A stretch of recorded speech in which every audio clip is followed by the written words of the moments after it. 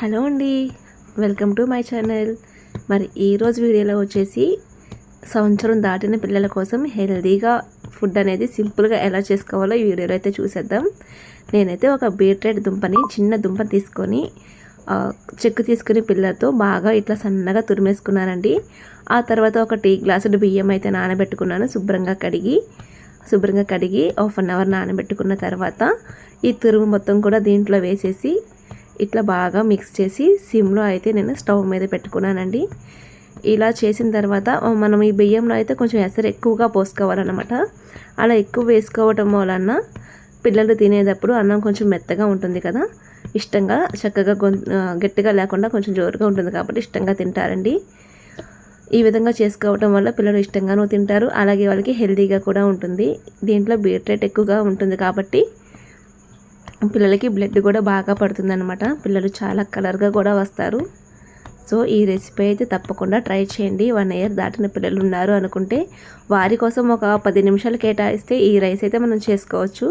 ఇలా ఉడుకుతున్నప్పుడు దీంట్లో కొంచెం చిటికెడు సాల్ట్ అయితే యాడ్ చేసుకోవాలండి.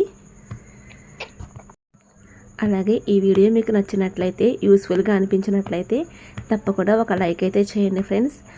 లైక్ చేయటం వల్ల ఈ వీడియో ఇంకో 10 మందికి షేర్ అవుతుంది. యూస్ఫుల్గా అనిపిస్తే తప్పకుండా లైక్ చేయండి. అలాగే నా ఛానల్ని సబ్స్క్రైబ్ చేసుకోండి. ఇలాంటి హెల్తీ ఫుడ్స్ నా ఛానల్లో మరిన్ని అయితే నేను అప్లోడ్ చేస్తానండి. తప్పకుండా నా ఛానల్ని సబ్స్క్రైబ్ చేసుకోండి. ఇలా ఒక బీట్రూట్తోనే కాకుండా ఇంకా దీంట్లో క్యారెట్, అలాగే తోటకూర ఇట్లాంటి చాలా రకాలైతే వేసుకొని చేసుకోవచ్చండి. సో నేనైతే అన్నీ ఒకసారి కాకుండా ఒక్కొక్క రోజు ఒక్కొక్కటి వేసి చేస్తానన్నమాట. ఇలాగే మనం ఇడ్లీలో కూడా వేసుకోవచ్చు. ఆ వీడియో అయితే నేను షార్ట్ వీడియోలో అయితే అప్లోడ్ చేశాను, తప్పకుండా నా ఛానల్లో ఉంటుంది, చూడండి ఫ్రెండ్స్. అలాగే నేను ఒకరోజు క్యారెట్ తురుము, ఒకరోజు బీట్రూట్, ఇంకొక రోజు తోటకూర ఇట్లా రకరకాలుగా అయితే యాడ్ చేస్తాను. ఇట్లా అన్నం అంతా మనం రెడీ చేసుకున్న తర్వాత ఒక చిన్న బౌల్లోకి తీసుకొని స్పూన్ వేసుకొని దాంట్లో బాగా కాచిన నెయ్యి అయితే 1 స్పూన్ అయితే యాడ్ చేయాలండి. నెయ్యి కూడా పిల్లలకి చాలా బలం అన్నమాట. పిల్లలకి తినిపించేటప్పుడు 1 టేబుల్ స్పూన్ నెయ్యి కూడా యాడ్ చేసుకొని అన్నం మొత్తం బాగా మెత్తగా స్పూన్తో అయినా పర్వాలేదు, చేత్తో అయినా బాగా మిక్స్ చేసుకొని మనం పిల్లలకి పెట్టినట్లయితే ఇది చాలా టేస్ట్గా కూడా ఉంటుందండి.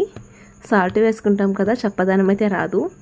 పిల్లలు కూడా చాలా ఇష్టంగా తినేస్తారు. తప్పకుండా చిన్నపిల్లలు ఉన్న వారైతే ట్రై చేయండి. ఇది చాలా హెల్తీ ఫుడ్ అన్నమాట. పిల్లల కోసం మనం జస్ట్ ఒక 5 మినిట్స్లోనే ఈ రైస్ రెడీ చేసుకోవచ్చు.